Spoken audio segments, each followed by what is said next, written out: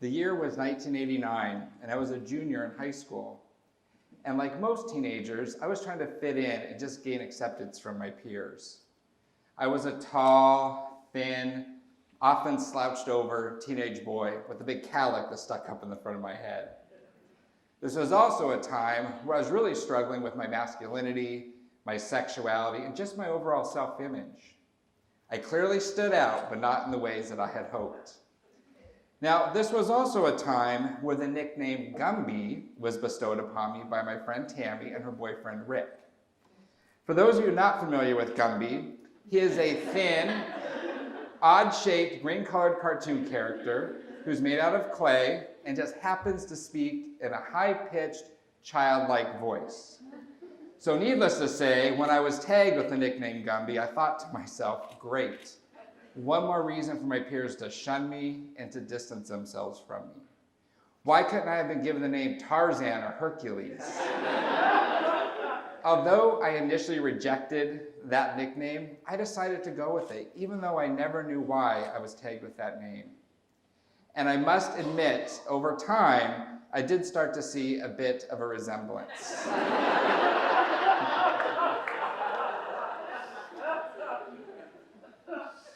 After graduation, I enrolled in community college. And like many of us, we assumed that it's going to be a fresh start. And that's exactly what I had thought.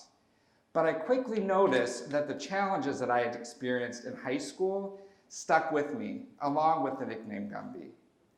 So it was at that time that I decided I needed to do something that was going to be an outward expression of my masculinity, but something that was going to improve my overall self-image.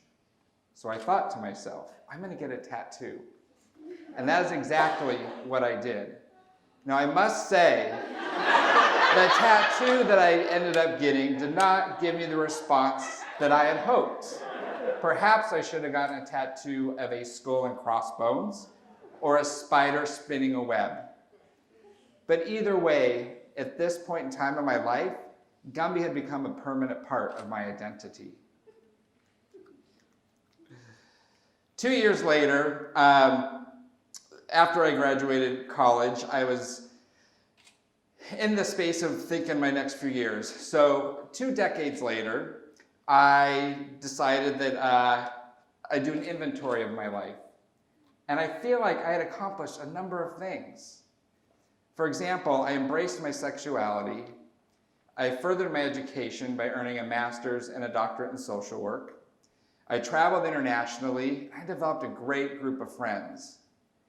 I had assumed that as a reaction or response to all those accomplishments that my anxiety would have dissipated, but it didn't. And I quickly realized that although those challenges I experienced in high school and college faded, they left behind a residue, a really uncomfortable and unwanted residue that just happened to further feed my anxiety. And that residue came in the form of overthinking, and primarily overthinking with negative thoughts. So for example, I was given a speech at a professional social work conference, and one of the audience members raised their hand and asked a question. And in that moment, I did not know the answer to that question. And although minor in nature, that experience alone triggered a cascading of intrusive and self-defeating thoughts. I'm not confident. I'm a fraud. How did I get selected to give this presentation? And what I realized was that the storylines being created by these internal monologues was impacting my mental health. And not only was it impacting my mental health, it was distorting my worldview in terms of how I saw myself, but also how I saw others in my life. Now, I'm going to assume that most of you have experienced engaging in worrying or overthinking a situation or problem as it relates to your life. Stop and think how many times you or somebody you know has started a sentence with these words: I can't stop thinking about, or I can't stop obsessing over. We've all been there, this often intrusive stream of thoughts that we just can't seem to shake off. Now, I want to be really clear that there are really pros and cons to our thinking habits. For example, the ability to mull over a problem or situation has benefits. such as problem solving or exploring solutions. And generating thought is just a natural part of our being. And in fact, did you know that the brain generates up to 50,000 thoughts per day? And those thoughts can travel up to an impressive 268 miles an hour. Now, there's a reason we've all experienced what we call a racing mind. But it's also why the brain has been labeled a random thought generator. So, in addition to those benefits, there are some challenges. And one of those challenges are what mental health providers call rumination. And rumination, in its simplest form, is engaging in the process of redundant and repetitive thinking, such as worrying or obsessing. Now, some of the themes associated with my rumination include worrying about how I'm being perceived by others, hence all of you, dwelling on a mistake that I've made, or obsessing over a conflict. And what we know is that engaging in this type of rumination breaks down and impacts our mental health. And in fact, the research states that those who ruminate are 4 times more likely to develop anxiety and depression compared to those who don't. That's pretty significant. Now, when we're caught up in rumination, because it is all-consuming, we have 2 options. First, we can deny there's a problem, and we can continue to marinate in that negative storyline. Or 2, we can learn how to diffuse it. What most of us tend to do is ignore there's a problem, and we know that's not effective. What we know what works is engaging and practicing mindfulness, using distraction techniques, having social supports, and also thought replacement, replacing disturbing and negative thoughts with something more positive. Now, what if I were to tell you that my relationship with Gumby, that I'm starting to finally understand, was key to me getting healthy, right? So in addition to those points I addressed earlier around the use of mindfulness, thought replacement, social supports, and so forth, there are 4 ingredients associated with Gumby that are metaphorical traits that I found to be really important ingredients in me becoming healthy and managing my mental health. That first ingredient is engage in the process of change. Now, remember earlier I had told you Gumby is made out of clay. And that translates into being moldable, flexible, and stretching oneself even though it may be uncomfortable. So when I found out that stop motion was the technique used to make Gumby cartoons, I realized that could parallel the way in which I think about managing my own mental health. Now, stop motion is a technique specifically for animated cartoons, often used to make cartoons with clay figures. It is time intensive and it requires a lot of patience to get to that final product. My final product was to stop the motion of my out of control, redundant and repetitive negative thinking. And in order to do that, I did have to take myself out of my comfort zone and stretch myself. I took it upon myself to learn mindfulness meditation. I committed to weekly meditation sittings for a number of years. I participated in mindfulness meditation day workshops and as well as a few silent meditation retreats, which was, for those that know me, was really hard because I tend to like to talk and access my computer devices, my phone.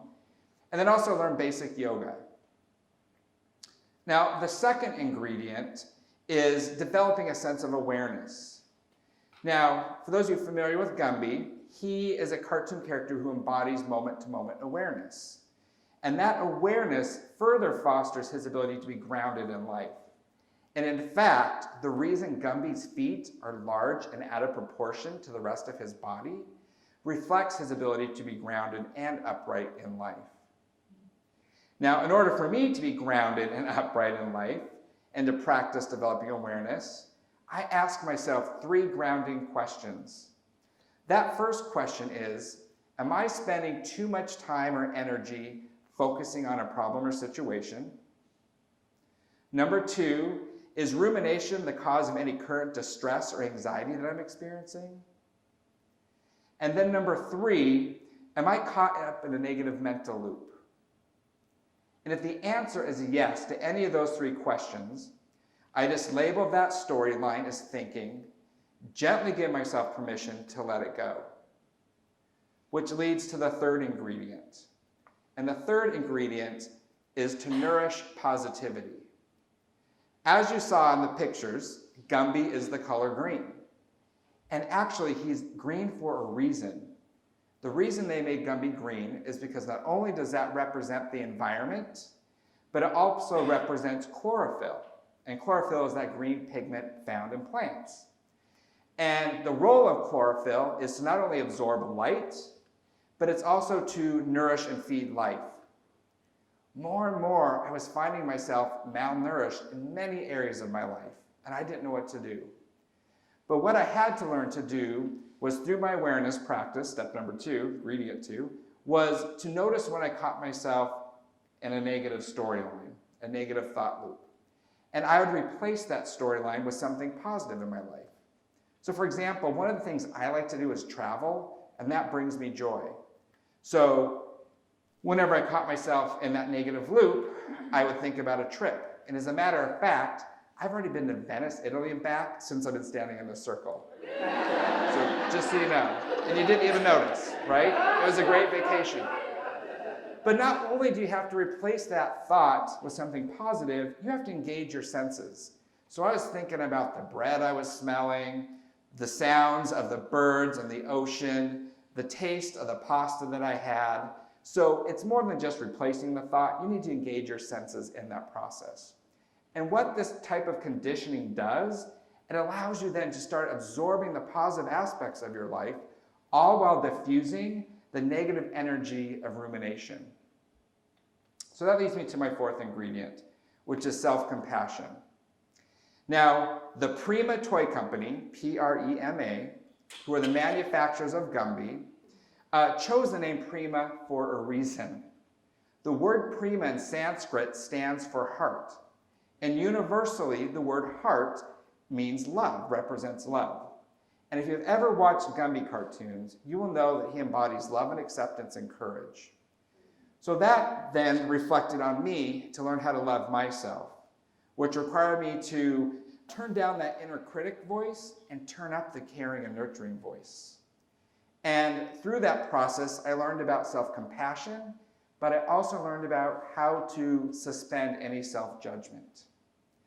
And another example is, you'll notice I have a green card in my hand. I was really judging myself for coming out here having notes in my hand. But part of it was letting go of my ego and putting away that self-judgment. And thankfully, I have not had to look at this green card. So I trusted myself, and I learned to suspend any type of self-judgment. Now, before we end, I want to invite you all to do 2 things. First, I want you to take an inventory of your thinking habits. Consider what, if any, storylines or internal monologues you might want to diffuse. Number 2, consider your Gumby. Who or what could be part of your wellness journey? What might be the characteristics or ingredients of that person or character that could be more a metaphorical picture for you going about moving ahead in your life? What might that unique relationship look like? Now, although I continue to experience anxiety and rumination, I have to say I now have the ability to manage it, have the confidence and the skills to diffuse it before it hijacks my mental health. And much of my health and wellness, I can contribute to my unique relationship with Gumby. Thank you.